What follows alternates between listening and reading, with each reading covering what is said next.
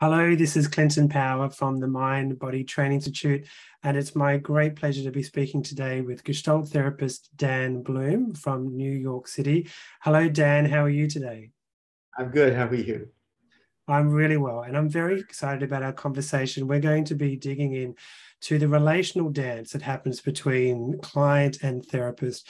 But maybe to begin with, to give us a bit of context and to hear about a bit about your history. Tell us about your background. How did you come to be interested in Gestalt and become a practicing Gestalt therapist?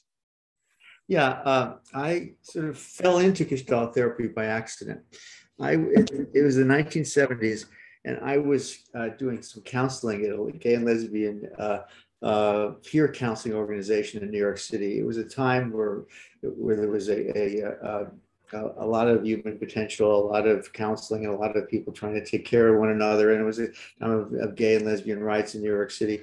And I wanted to do what I could politically and in terms of social activism. And I knew that I was good at counseling. I was an attorney at the time. And I wanted to balance my work with business and corporations and litigation with some working with people. So I volunteered at this counseling organization, and I didn't know it at the time, but the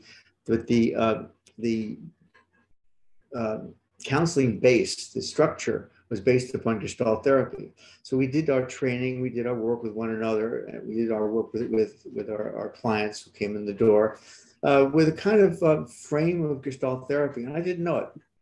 I was at meetings and people were relating to one another in this strange way. And I just said, oh, this is interesting. This is interesting. Tell me more, tell me more, tell me more. Before I knew it, I started to get trained as a Gestalt therapist casually. It came in the back door. I said, tell me more, tell me more, tell me more. And then I joined a group, and then I joined a group, and then I joined a group. And I went into therapy, and I wanted I wanted to learn more and more and more. I started to do reading, and I started to do training. And then before I knew it, I was a therapist. What did you see about the way people were relating to each other that you thought was strange? Well, they're very direct and very open and very honest with their thoughts and feelings, and they were very present and very inviting of one another. And it was quite different from what I was used to in my 9 to 5 or 6 or 7 or 8 day workday as an attorney, very different from the way people worked in court. And I remember going back to the office one day, and a colleague asked, "Well, what was it like in that, in your meeting with your client?" And I would describe the human process, and the other attorney said, "No, no, no. What actually happened? What was the business?" I said, "Oh," so I was too busy looking at what was going on between the people. So that was what Gestalt therapy taught me back then, before I was even a therapist. So what was different was the kind of immediate emotional reaction, relating to one another with emotional immediacy.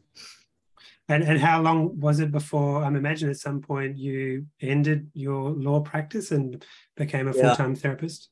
yeah, it was an overlapping thing. And I have to say also that I had a background in psychoanalysis. I've been in my own psychoanalysis, and I had interest in psychoanalysis. It was an overlap. I practiced law and continued to practice law, and began to see patients on the side. Accumulated a few, 1, 2, 3, and 4. And I say patient because patient is the root of patient is a person who suffers, a person who carries suffering. And a person, I see in my work, a patient brings suffering to me in a session. A client sounds like a business model. So that's how I refer to people as a patient. So I was seeing patients a few at a time. And then there was a moment, actually, when I had to make a decision. I had a choice point. Was I going to be seeing people full time? Or was I going to continue practicing law? I remember that very moment when in my living room, where I actually thought for a second, and I made that choice point. I decided I was going to be a therapist full time. What helped you make the decision? Do you recall what it was about the therapy profession that drew you over the law profession? Well, I was a much better therapist than I was a lawyer, temperamentally. Right. Yes. I fundamentally didn't take to people fighting over money. I would much prefer people if they were fighting over things that mattered to their souls, and helping them get through those kinds of fights into things that really mattered. That's closer to what I do as a therapist with regard to conflict, true conflict. Yes. Well, I think there's no comparison when you put it like that. Let's talk about Gestalt therapy. It was developed in the 1950s, but why do you think it's still relevant today in the 21st century? Well, one of the things about Gestalt therapy is that it was born with an implicit fluidity. Creative adjusting is central to Gestalt therapy. Gestalt therapy is constantly creative, it's constantly reforming, and it's constantly adjusting. It's constantly plastically taking the shape of the society around it. So it's creatively responding to whatever is around it. The word gestalt means form. So Gestalt therapy is constantly reforming itself as a consequence of what is around, what the needs and the demands and pressures of the human situation. That's built into Gestalt therapy by the very name Gestalt, as figure, as an emerging figure. So it's in the very, very basic sense of what Gestalt therapy is. So when you think about how is it relevant 70 years since its very formation in, say, 1952, when the first book came out, it cannot help but be, so long as it stays honest to its very roots. The world is constantly shifting, constantly shifting. I'm going to do some workshops in Germany next week. I always begin by the world doesn't stop turning. Gestalt therapy doesn't stop turning, so long as it remains Gestalt therapy.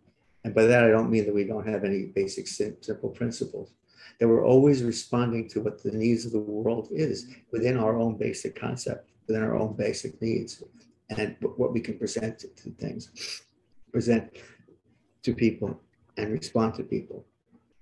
We're a radical psychotherapy. And what I mean by radical is that we don't have a dogma.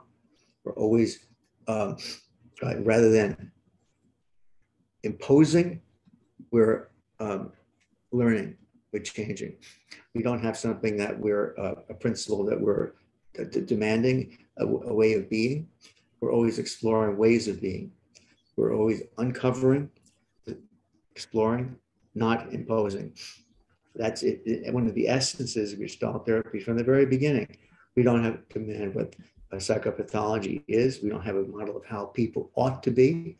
We're always finding out how people are and can be. It's one of the hearts of Gestalt therapy. That's why we've steered away from the original labels of psychopathology. That's why in the very beginning, we attracted artists, we attracted playwrights, the very earliest days of Gestalt therapy down in New York City, in the downtown art scene, the beatniks, the poets, the so-called weirdos, the nonconformists, the homosexuals. And throughout the years, people who were not welcome in other psychotherapies, who came to Gestalt therapy, because in Gestalt therapy, we didn't tell them to be different. And we never tell people to be different. God knows I'm dying to tell people to be different. Well, this also relates to what you're saying, is that Gestalt therapy responds to the world as it is, because I guess because there isn't a dogma, there is a responsiveness, a dance that happens with the reality of any situation. Yeah, because our core theory is kind of simple. It's that we follow the structure of experience as experience unfolds. We're chasing experience, not making experience. Where the structure of experience is the guide of Gestalt therapy. And it's not to say, again, I kind of reiterate this, it's not an everything goes psychotherapy. I teach, and many of my people, my colleagues teach a very strict and rigorous theory. The Gestalt therapy isn't easy to learn. Everything isn't Gestalt therapy. Yet within this particular mode of therapy, there's a lot of ground for variety. I know one of the things you said, Dan, is that Gestalt therapy is a clinical phenomenology of disclosure. Can you say a bit more about what you mean by that statement? There are a variety of roots of the tree of Gestalt therapy. It's rooted in a variety of soils. One is, of course, psychoanalysis. We know that. Another one is American pragmatism. That's not often talked about. And there's existentialism. That's mentioned sometimes. And there's German phenomenology. That's another one, because our founders are Fritz Perls and Laura Perls and Paul Goodman. So we have three deep roots back in European and American soil. And there's some, of course, there's Eastern philosophy. Now, phenomenology is a branch of philosophy that looks very closely at the nature of experience, looks at the phenomena, and phenomena are what appears, looks at what immediately appears to us, and in such a disciplined way to see what can be unfolded, but what we can, when we look closely at experience, what is it we can see if we put aside all of our expectations of experience and what appears to us when we look at experience in a certain way. So as Gestalt phenomenologists, we put aside our assumptions about experience and see what appears to us when we look at things when we look at experience, when we bring ourselves to awareness without preconceptions. And we have a phrase in Gestalt therapy called contacting. Now, when the more and more we bring ourselves to this kind of awareness, we're increasing our capacity for contacting. And contacting is the process of experiencing. In a phenomenological approach, we're getting closer and closer to contacting. I could say that many different ways, and each way I'd say it with a different nuance, and make it clearer and clearer and clearer. The phenomenological approach is not just an approach focusing on awareness, but it's focusing upon awareness for the purpose of opening up and finding out what's there. So we hear in Gestalt therapy the tagline, here and now, as I said all the time. But when you really look at this phenomenologically, you're looking at where is the there and then within here and now. Because it's not just a blank, dead here and now. It's when you look at here and now, what's opened up is the there and then. Because we're really interested in the there and then as well as the here and now. The there and then you haven't noticed. It's lurking behind you. We're also looking at the what's next in the here and now. And these things come forward when you take a breath and you're open to the broadness of what really is the here and now. And that's a phenomenological attitude in Gestalt therapy. I'm thinking of something else you said, that you say as a Gestalt therapist, you often work at the contact boundary. Yes. Can you say a bit more about what you mean by that? And that again is one word, contact-boundary. Yeah. I mentioned what contact is. This is the I almost feel like I cross myself when I say this, but in our standard text, we say experience emerges at the contact boundary. Now, the contact boundary is the you and I are experience we're having together. The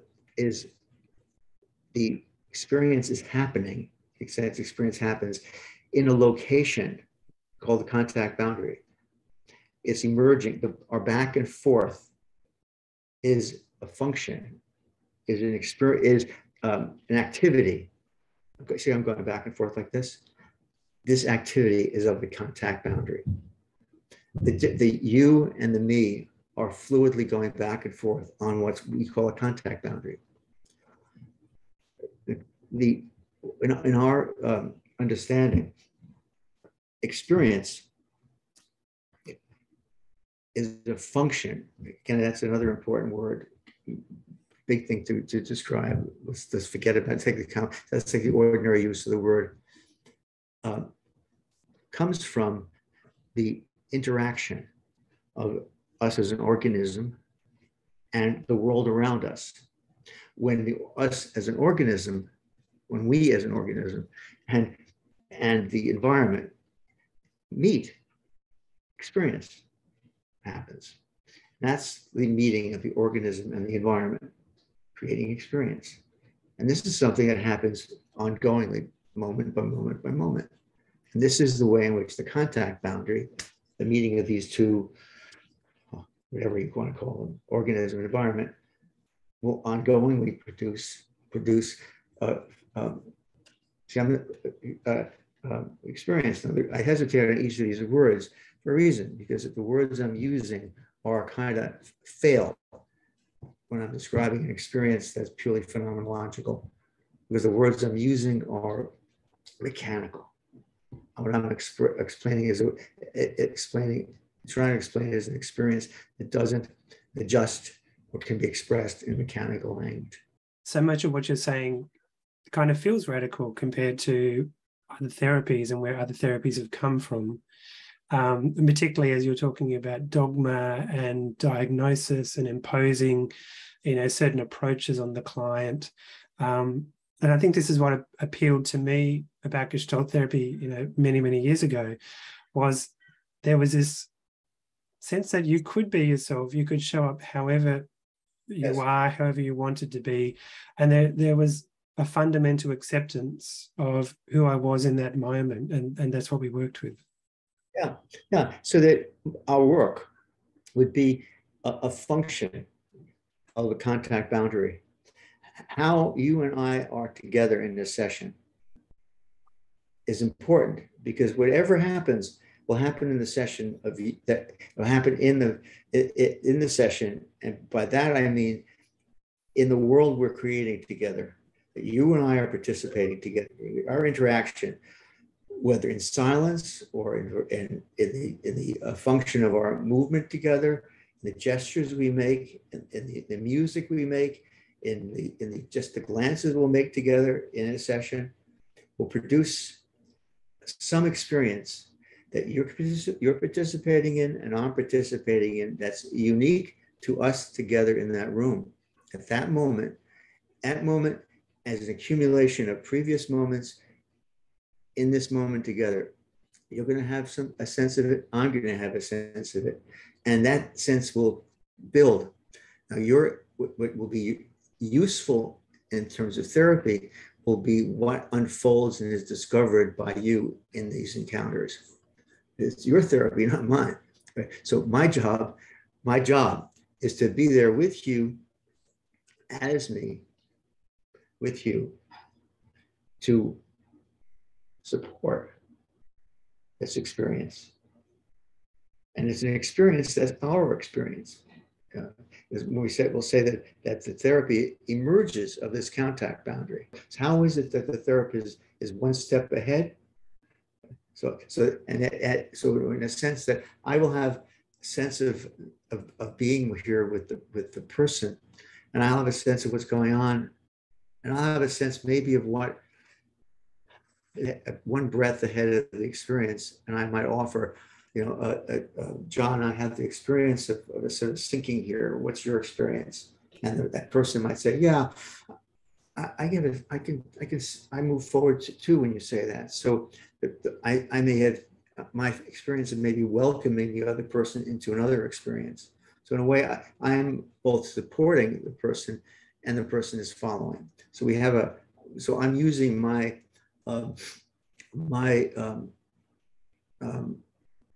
experience of this session as an instrument that's telling me about, not giving me knowledge, clinical knowledge of the contact boundary that's including both of us together. And this is giving me clinical information. Various therapists express this differently and give different kinds of usefulness. You'll hear it in the person's voice, and that will be information. You might notice it back. What you're noticing is something that's one step ahead. You hear, huh? And I hear sadness, and you reflect it back. The person says, yes. What does that mean? You're ahead of, and then you're behind, supporting. It feels like we've begun to speak about the therapeutic relationship. Say a bit about how the therapeutic relationship fits within Gestalt therapy. It is Gestalt therapy as a therapy. It always was in Gestalt therapy, but it's become figural in the last 30 years.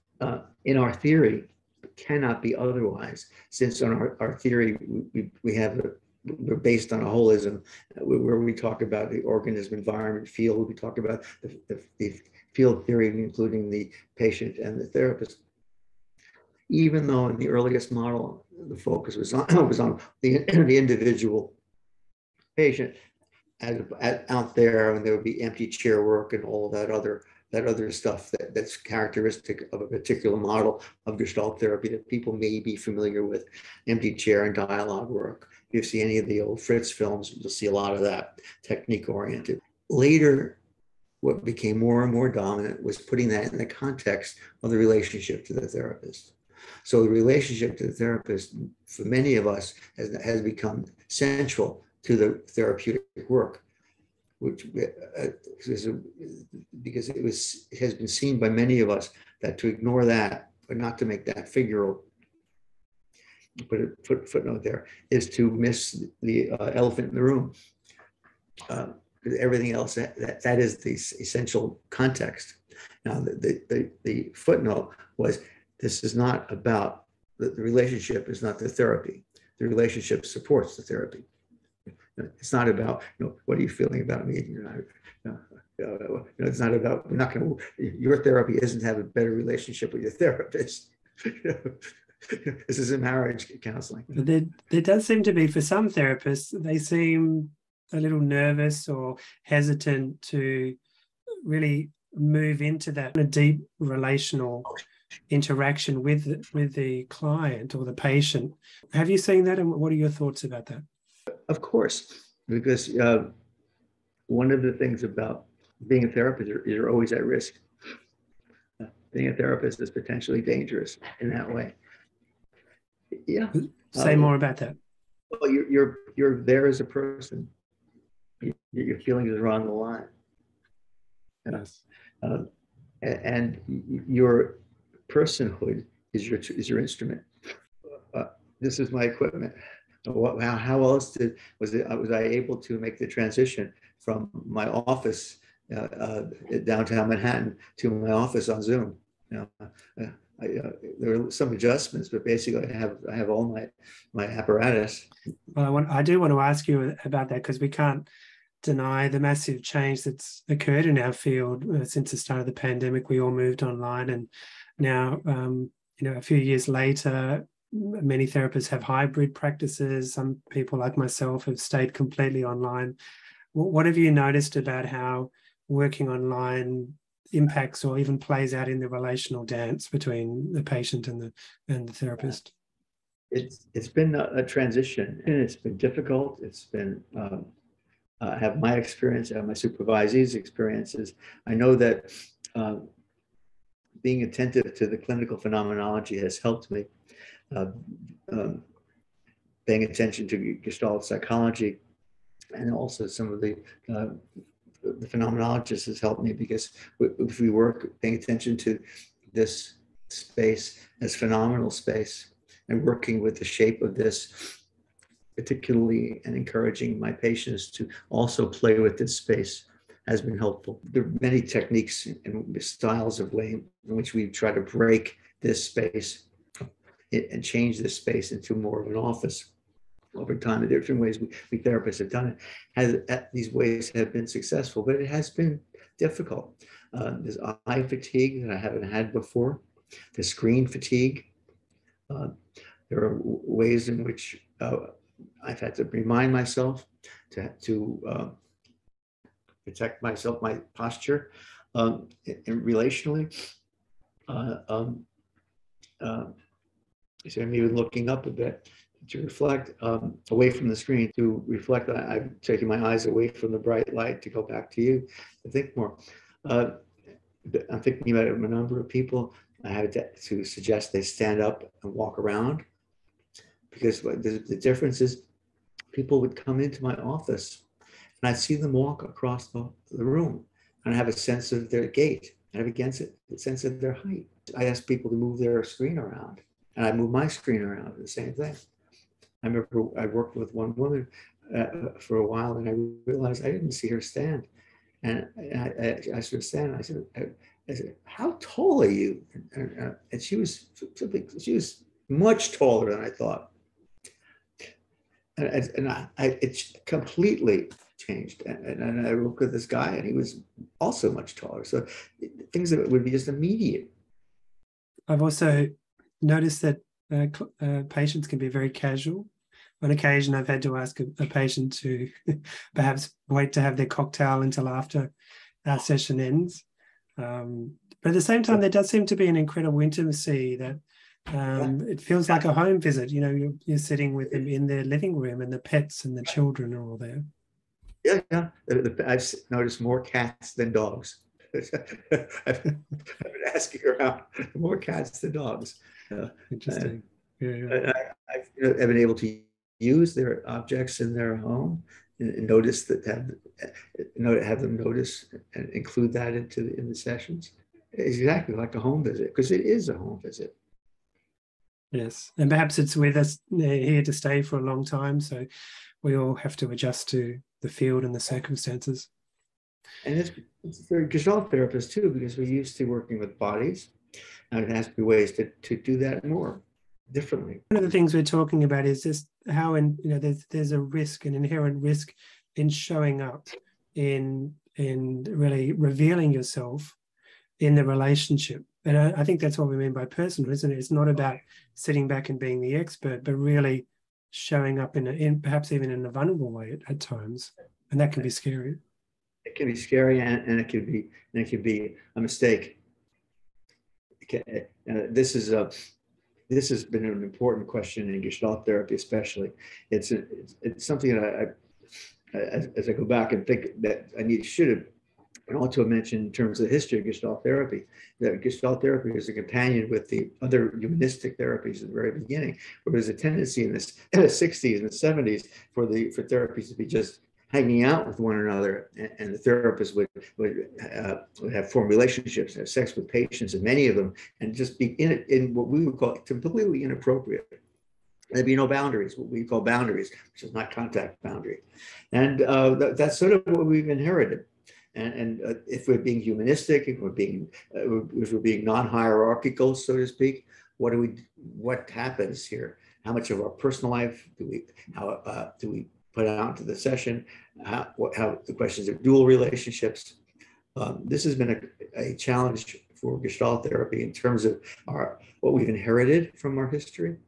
And it's also something that is difficult for all therapies that focus on including the therapist in the relationship, which I think is close to what you mentioned. We definitely can't get over involved in the work. When we say personhood, I don't mean Dan as a person. I mean Dan as a human being. There's a difference. I can be humanly connected and not be connected as a brother or as an uncle or as a father or as a grandfather. And Dan, where do you see the role of therapist disclosure within the therapeutic relationship? How important is that, and what types of disclosure do you think are valuable? It has to be careful.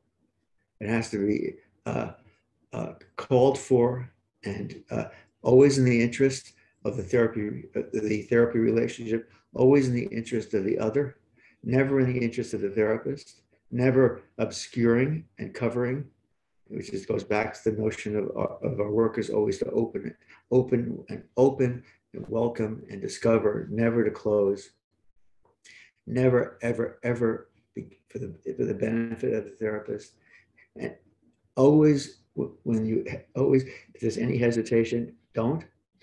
And never personal. Well, some things just can't possibly be. I've had broken arms and different kinds of things that are unavoidable not to show up with in a therapy session. Now, it would be inappropriate for me to ignore it. Simply, what bandage on my face? Nothing. Or spend 3 sessions talking about what their fantasy is. That would be not only cruel, but a waste of their time and money. Well, I think you're saying that, it's important just to acknowledge whatever the reality is, when there's something as obvious as that. But when you say to be very careful about the personal, what are you referring to about the therapist's personal circumstances or relationships? Or yeah. Or if you find the patient attractive, that's inappropriate to say. You deal with it on your own. Yeah. yes, If you're envious of the patient, deal with that on your own. Yeah. You feel competitive, deal with that on your own. You're having marital trouble, deal with that on your own. If you suddenly become sick in a session, you can mention it. If you can't go on, if you're off that day, you can mention it. I think discernment is the key here, isn't it? It's really creating some space to reflect on what would be the purpose of this disclosure, and is it necessary at the time? If you're worried about a patient, think before you say anything. What would make you worried about a person? What would be the effect of being worried? Things like that would be the kind of you reflect. Now, when some of that is dependent on supervision and training, and can you? This therapist needs to figure. I'm changing my posture. I'm putting my feet on the ground when I'm saying this. So I'm lengthening my spine to respond, giving support. This is what a therapist needs to do. Really consider what's going on at this moment for me. Rely on support, rely on your background, your training, your understanding, because that's what a therapist does. That's the personhood of the therapist. Different from a hanging out kind of guy. You're not drinking buddies. It's not going to go anywhere. You're the therapist. You have training, you have background, it's not just a matter of professional ethics being good or bad. This is a question of what it means for you in terms of support of the therapy process. This is being an ethical therapist. And again, not good or bad, not morally good or bad. By ethical therapist, I mean supporting the therapy relationship. And I wrote a paper on ethics. That's what ethics means in therapy. Supporting the therapy relationship and acknowledging the humanness between us and your role in supporting the developing humanness. We often talk in gestalt therapy about how the relationship, there's a healing in the therapeutic relationship, and it often occurs in the between. Can you speak about the in-between? What does that mean? And perhaps can you give us some examples of what it looks like in a clinical setting? It comes a lot from Martin Buber's I Thou. It's the place of meeting. That in those moments of when you've cut through all of the underbrush, and the person is no longer just this stranger, and you're not a stranger to the other. You have a sense of a clearing where the light of the room is different, and you're able to talk in a new way to one another. You've established a place of intimacy, and it's not the ultimate fireworks intimacy, but a kind of quiet sense of being able to speak to one to the other, in which the other is not just a simple other. The other is a special other, and you're a special, and in that place of specialness, that we are communicating. We'll use the word place. The place of that communication is the between, and that it enables that kind of clinical intimacy. You could say that a lot of what we do in therapy is to move towards that place in between, that in-between place. And that's where therapeutic contacting is emergent. There are lots of levels in which we can experience that and at those moments. Sometimes it's just a moment of impact. Dan, have you found that you're able to create that relational intimacy even in online sessions? Yeah, sure. Notice how quickly, how glibly I said that. Yeah, why not? Every other hour. Yeah. Do you have plans to go back to in-person meetings at some point? Yes. My office sits there waiting for me. Yeah, but nobody is asking. Actually, maybe one person. No, one person asked if I, like you, do I plan to? Nobody's asked. Nobody said, please, can you have it in person? So I don't know whether to be insulted or relieved. I don't know what to make of that. Yes. The irony is that next week I'm going to be going to training out in Germany, and I'm going to be parallel. I know I'm going to be working, three dimension. I haven't done that in a little while, so it's going to be an interesting transition. Hopefully, like riding a bike, it just comes back to you very quickly. So we're all asked to go to the next room. We'll do it on Zoom. Yes. Can you give some examples of how a therapist might bring the in-between to the foreground? What types of things they might say or comment on? Yeah, I noticed that such and such. Or better than that, I notice that I haven't taken a breath.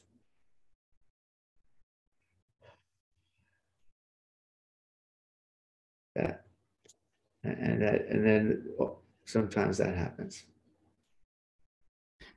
And I noticed as you said that, it immediately just slowed down. Everything kind of slowed down and paused. It was quite a lovely moment of expectation. Yeah, yeah. Because you can't make these things happen. You just have to notice and be open to them. A lot of what I'm involved in an organization called International Gestalt Field Immersion Study Group. We're looking at the field immersion self. It's the field, as described, immersion self. So we're really looking not at something you make happen, but it emerges. So you can't make the between happen, it emerges. You can't make contacting happen, it emerges. So some of when I said that the language I was trying to use was all mechanical, I mean, because this is not a mechanical process. And some of what the Gestalt therapy is also famous for Gestalt experiments. And a Gestalt experiment is you set up kinds of things that ways of thinking or doing things that will elicit a kind of an experience that brings you to something that is spontaneous. So that will bring in insight. But what ultimately you move towards is something that emerges spontaneously. I think that's an important point, Dan, that this is not a technique. Being relational is not a technique that you do to get an outcome. It's actually, it does emerge spontaneously in the moment. It often can't be planned. Most of the time it can't be planned. No. Some of the language gets to sound spiritual, because there's any spirit involved in the sense of as a theology, but because human being is about being. And we have in common with the spiritual practices is that we're all paying attention to being. So when we're talking about contacting, we're talking about a being. We're being together. And the notion of to be, I am, the verb to be. So we're looking at a therapy session as how we are together. How we are together, again, is using the verb to be. So we can say in contacting, it's just really my calling card as a Gestalt therapist. We begin with how we are together. How we are together is being in contact. So the therapy relationship is how we are together, talking about relation. We don't have to do it, we are it. No, we can't do a relationship, but we are a relationship. The how of it is that's the many volume, that's War and Peace. So Dan, I wonder if you might be able to share a clinical case study or a vignette that maybe demonstrates some of the things we're talking about today, the relational, interactional dance. I was working with this guy for a while, and his complaint was that he felt anxious all the time, and that especially when he was going to work, he was if I recall correctly, he was something like a graphic designer. He was very disconnected from his job. He grew up in Europe, I think Austria, and English was his second language. And and he knew that I only spoke English. We spoke for a while, and he was talking about his work, and all of a sudden I had a feeling during the session. We've been working for, I think by this time, about a year.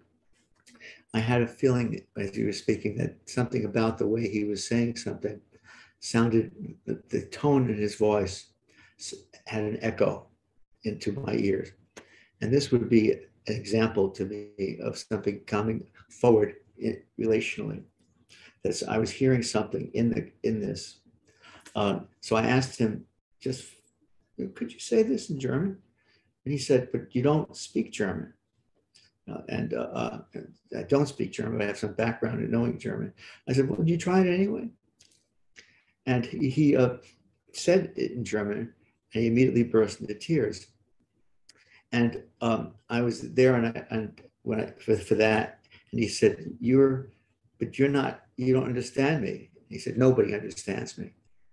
And all of a sudden, a sense of loneliness came up, and he realized that he felt alone in New York, not being connected to his home anymore. And that he was able, this is the commentary, he was able to be there with that feeling because somebody asked him to come forward with it. Somebody who really didn't really know, didn't know the language, but was still welcoming him to speak it and welcoming him to come forward. And that was a pivotal moment in the therapy that he then he felt welcomed by me. And I'm not going to say it was a cause and effect. And the next day he felt terrific, but not that long afterwards, he realized that he had to find a place for himself that was more home-like. And I think so the relationship is happening in the context of a relationship, and a sense of being a stranger was able to come forward, be held, and dissolve. It's fascinating that because in a way, you went with something, yet you didn't know what would happen, but there was a curiosity and an interest in, I guess we could call that an experiment in some way, just to say it in your own language, and let's see what happens. Yeah, it was an experiment. It was an experiment. Yeah, and it came from my familiarity over sessions with knowing him, and then at the same time hearing something a little different in that moment. You know, and it was something a little, as I'm moving my seat, a little bit different, and asking to explore that difference. And I wouldn't have heard that difference had I not had the sequence of sessions of being that gave me able to be attuned to the music. Yes, which is an important part of the relationship, that you had a strong base of relationship. Now, that's different, put that in a sidebar, that in analysis, the relational involves transference, countertransference.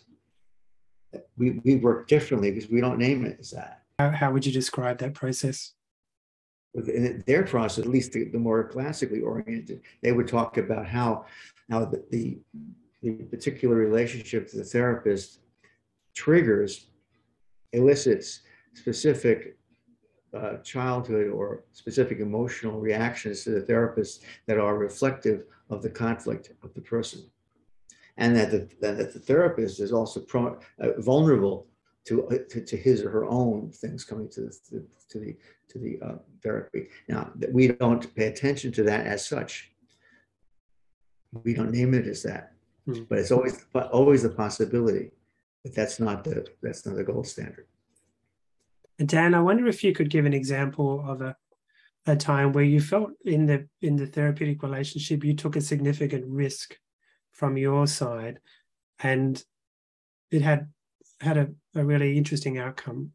Well, I don't know whether this answers your question. There was a time that I was working with this guy who was I don't know what you call it, because he was dressing in women's clothing. I don't know. He was not transsexual, and he was not a transvestite. I don't know. He was just, as a guy, I like to dress women's clothing, and make up, made up. And he would, and we just, impulsively, I said in the session, why don't we go out and walk on 7th Avenue?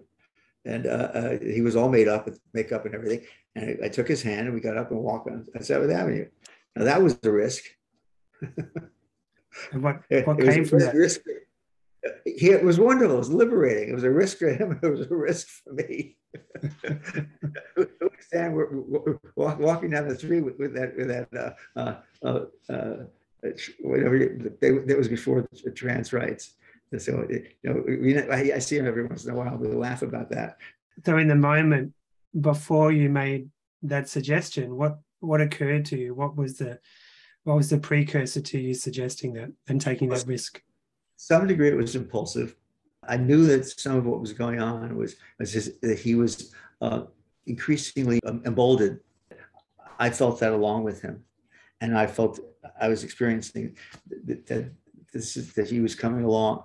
His coming along sounds condescending, but I guess we were coming along, and he looked really great. and then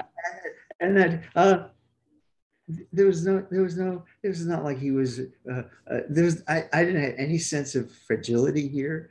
We weren't talking about it. He wasn't scared.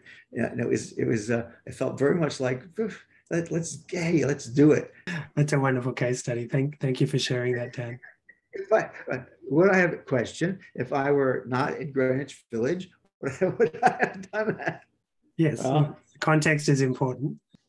Or how about, we're talking about sharing. I don't work with many people, which almost never with anybody who's trans or whatever you want to call it. I remember another, he was a heterosexual lawyer. He was as straight as an arrow, actually. I was like, always, what? And he after working for depression for a while, he said that his big secret came out that he was actually dressing as a woman, and he hired a therapist in Queens, another borough of Manhattan, of the city, who was specialist, was helping men dressed as women. I didn't even know there was a specialty, and I had no idea. Went to department stores with him, and he took out a picture. He showed it to me. I said, "What's his name? Jeff, you're beautiful." The first words out of my mouth is completely without any. How did he respond to that? He blushed and said, "Thank you." Well, thank you so much, Dan. I hope the therapists, watching this interview today have, are really getting a lovely flavor of the relational aspect of Gestalt therapy. And as you say, it's really at the heart of Gestalt therapy. It's not a technique. It's not something that you do, but it really is embedded in the whole approach. Everything comes back to the relational. I think it's fair to say. That's for sure. That's for sure. I really appreciate you giving up your time and sharing your wisdom and generosity. I hope we may meet in person one day. Thank you. Thank you for asking me. Thanks, Dan. Bye for now.